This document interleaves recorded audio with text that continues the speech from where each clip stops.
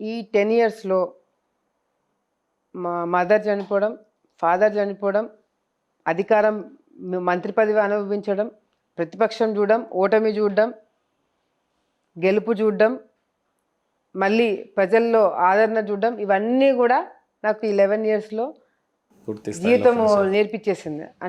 అన్నీ చూడడం జరిగింది. కానీ ఇంకా ప్రజలకి చేయాలా, ఇంకా ఏదో చేయాలా, మనం నిరూపించుకోవాలా, నన్ను నమ్ముకున్న వాళ్ళకి ఇంకా ఏదో చేయాలా, ఆ పొజిషన్‌కి నేను వెళ్ళాలనే ఆలోచన అయితే డెఫినెట్‌గా ఉంది. కంటి సైగలతో శాసించినటువంటి భూమా ఫ్యామిలీ యాక్చువల్లీ నాన్నగారి విషయంలో కానీ అమ్మగారు కూడా అంతే రెబలిజంగా ఉంది. వాళ్ళ తరం అయిపోయింది అని చెప్పడం కూడా బాధగా అనిపిస్తూ ఉంది.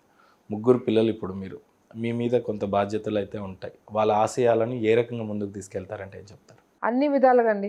నేను భూమన వాళ్ళు ఏమన్నా అనుకున్న ఆశయాలు వదిలేసిపోయిన ఏమైనా ఉన్నాయా బాధ్యతలు మీ మీద? అవన్నీ కూడా నెరవేరుస్తూ వస్తున్నాం. భూమా నాగిరెడ్డి గారు చనిపోక ముందు ఇచ్చిన మాట అన్నీ, నా తండ్రి నాకు చివరి కోరిక అని చెప్పినవి, చంద్రబాబు నాయుడుతో చెప్పినవన్నీ పూర్తి చేసిన.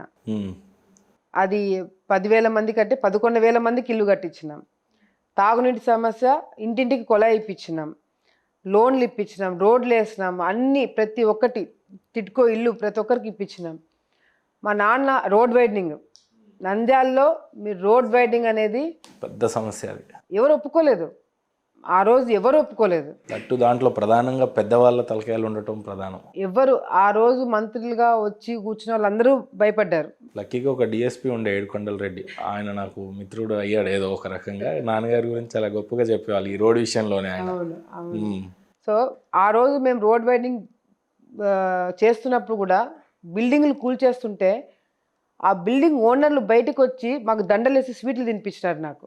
ఉమ్, ఈ రోడ్ వైడింగ్ అవసరము, భూమా నాగిరెడ్డి పేరు నంద్యాల ఉన్నంత కాలం ప్రజలు తలుచుకుంటుంటారు, తరతరాలు తలుచుకుంటారు, నాకు ఆశీర్వదించినారు. ఎక్కడ జరగదు. మామూలుగా అయితే సిపిఎం వాళ్ళు ధర్నా చేస్తారు రోడ్ వైడింగ్ చేసేటప్పుడు, ఎవరు రాలా, అందరు సపోర్ట్ చేశారు ఆ టైంలో. అటువంటి ఆశయాలు భూమా నాగిరెడ్డికి ఉన్నవన్నీ కూడా నేను తీర్చడం జరిగింది. ఆ రోజు సపోర్ట్ చంద్రబాబు నాయుడు గారు, లోకేష్ అన్న, ఉమ్. మిగతా వాళ్ళందరూ ఏమి చెప్పినా కూడా వినల, చేయాల్సిందే. ఆ రోజు చేశారు కాబట్టి ఈరోజు ఈరోజు ఆ రూపురేఖలు మార్చేసినాం.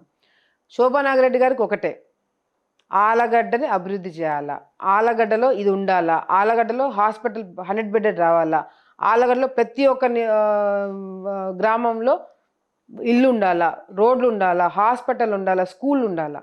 ఇప్పుడు అవే చెప్పిస్తున్నాం మేము.